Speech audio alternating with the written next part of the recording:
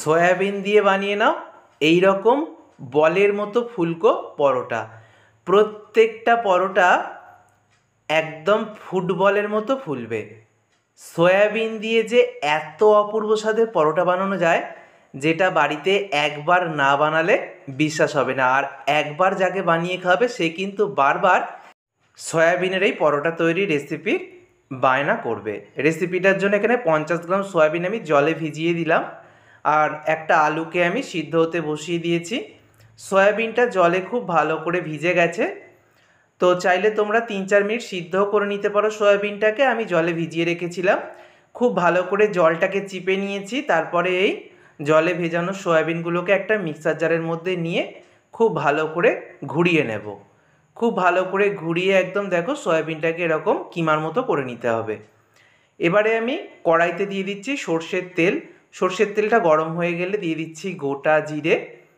তারপরে আমি দিয়ে দিচ্ছি পেঁয়াজ কুচি। যারা পেঁয়াজ খাও না, পেঁয়াজ বাদ দিয়েও করা যায়, সেক্ষেত্রে ক্যাপসিকাম কুচি এখানে দিয়ে দেবে। তো এটা আমিষ নিরামিষ দুভাবেই করা যায়, মানে পেঁয়াজ দিয়েও করা যায়, পেঁয়াজ ছাড়াও করা যায়।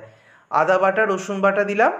আবারও বলছি, যারা পেঁয়াজ রসুন খাও না তারা পেঁয়াজ রসুনটা পুরোপুরি বাদ দিতে পারবে। টমেটো দিয়ে দিয়েছি আর কাঁচা লঙ্কার কুচি দিয়ে দিয়েছি। সবই আমি নেড়ে চেড়ে নিচ্ছি। পেঁয়াজ রসুন ছাড়া বানালে তোমরা পছন্দ মতো সবজিও কুচি করে এখানে দিতে পারো। হলুদ গুঁড়ো দিলাম, জিরে গুঁড়ো দিয়ে দিলাম, আর দিয়ে দিচ্ছি একটু কাশ্মীরি লাল লঙ্কার গুঁড়ো। স্বাদ মতো লবণ এখানে আমি অ্যাড করে দিলাম। খুব সামান্য চিনিও দেওয়া যায়, আমি চিনিটা দিলাম না। খুব ভালো করে মশলাটাকে সব কিছুর সাথে নেড়ে চেড়ে নিয়ে এবার আগে থেকে যে সয়াবিনটাকে আমি মিক্সার জারের মধ্যে ছোট ছোট টুকরো বা কিমা করে রেখে দিয়েছিলাম সেটা দিয়ে খুব ভালো করে মিশিয়ে নিচ্ছি। খুব ভালো করে সব কিছুর সাথে মেশানো হয়ে গেলে এবার যে আলুটাকে আমি সিদ্ধ করে খোসা ছাড়িয়ে রেখেছিলাম সেই আলুটা আমি গ্রেটার দিয়ে গ্রেট করে দিয়ে দিচ্ছি। আলুটা এখানে বাইন্ডিংয়ের কাজ করবে। আর শেষে আমি দিয়ে দিচ্ছি গরম মশলার গুঁড়ো। আর কোনো কিছু দেওয়ার প্রয়োজন নেই, একটু ধনেপাতা কুচি অবশ্য দিতে পারো। খুব ভালো করে আলুটাকে সয়াবিনের সাথে সমস্ত কিছুর সাথে মিনিট খানেক মতো নেড়ে চেড়ে নিলেই কিন্তু পুরটা একদম রেডি। ঝটপট তৈরি হয়ে গেল সয়াবিনের পুর। এবার এটাকে সম্পূর্ণ ঠান্ডা হতে দিলাম। পুরটা যতক্ষণে ঠান্ডা হচ্ছে ততক্ষণে ময়দা মেখে নেব। এই রেসিপিটা আটা দিয়েও করতে পারো, তো যারা ময়দা পছন্দ করো না আটা দিয়ে বানিয়ে নেবে। 1.5 কাপ মতো মেজারিং কাপের আমি ময়দা নিয়েছি।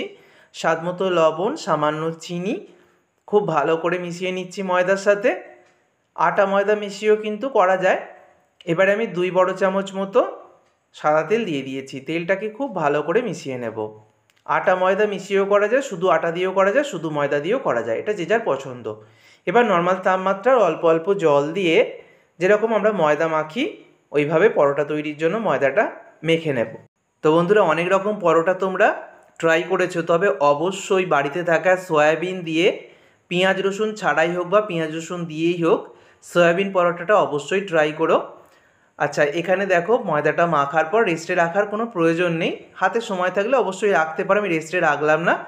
তো এখানে বড় বড় সাইজের 3টে পরোটা আমি তৈরি করব। তো 3টে লেচি আমি তৈরি করে নিয়েছি। এবার কিভাবে পুরটা ভরতে হবে সেটা দেখে নাও। পিঠে তৈরি করার জন্য যেরকম আমরা পকেট বানাই ঠিক সেরকমভাবেই করে নিয়েছি। তারপরে মাঝখানে একটু বেশি করেই পুর দিয়েছি, তবে অতিরিক্ত পুর দিতে যাবে না, তাতে করে বেলতে সমস্যা হবে। এবার পুর যদি একদম কম হয়ে যায় তাহলেও কিন্তু পরোটাটা খেতে ভালো লাগবে না। তো খুব ভালো করে দুটো সাইড থেকে দেখো এরকম গোল করে ঘুরিয়ে পেঁচিয়ে মাঝখানটা চেপে দিলেই কিন্তু হয়ে যাবে। তারপরে খুব ভালোভাবে সিল করে দিয়েছি। দেখো এইভাবে করলে কিন্তু একটুও বেলতেও সমস্যা হবে না, আর পুর বাইরে বেরিয়েও আসবে না। তারপরে কিচেন স্ল্যাবটাকে ভালো করে পরিষ্কার করে একটু গুঁড়ো ময়দা ছড়িয়ে পিঠোপিঠ লাগিয়ে হালকা হাতে বেলনির সাহায্যে প্রেসার দিয়ে বেলে নেব। এইভাবে হালকা হাতে প্রেসার দিয়ে বেলবে, খুব বেশি পাতলা করে বেলার দরকার নেই, একটু মোটা রেখেই বেলবো যেহেতু পুর ভরা রয়েছে। তো একটা পরোটা আমি বেলে দেখিয়ে দিলাম, একইভাবে বাকি দুটো পরোটাও বেলে নেব। তো আমি কাছ থেকে দেখিয়ে দিচ্ছি, দেখো পরোটাটা কিন্তু একটু মোটা রেখে বেলেছি। তো এইভাবে আমি বাকি দুটো পরোটাও বেলে নেব। এবারে আমি তাওয়াটাকে খুব ভালো করে গরম করে নিয়েছি। তারপর গ্যাসের ফ্লেমটাকে করে দিয়েছি মিডিয়াম ফ্লেমে রেখে এবার দুপিঠ খুব ভালো করে সেঁকে নেব। খুব ভালো করে সেঁকা হয়ে গেলে তারপরেই তেল ঘি বাটার যার যেটা পছন্দ সেটা দিয়ে দিতে পারো। আমি তেল দিয়েই ভাজছি, খুব অতিরিক্ত তেল দিয়ে ভাজার দরকার নেই। তো দেখো দুটো পিঠ তেল দিয়ে ভেজে নেব। আর কত সুন্দর ফুলে উঠেছে দেখো, ভিতরে পুরে ভরা, অথচ কত সুন্দর ফুলকো পরোটাগুলো তৈরি হচ্ছে। পরোটাগুলো একদম বলের মতো ফুলকো ফুলকো হয় বন্ধুরা। দুটো সাইডে অল্প অল্প করে তেল দিয়ে আমি একদম সুন্দর করে পরোটাটা ভেজে নিচ্ছি। দেখো কত সুন্দর, একদম ফুটবলের মতো ফুলে উঠছে। দেখো আমি স্প্যাচুলা দিয়ে চেপে দেখিয়ে দিচ্ছি কত সুন্দর হয়েছে পরোটাটা।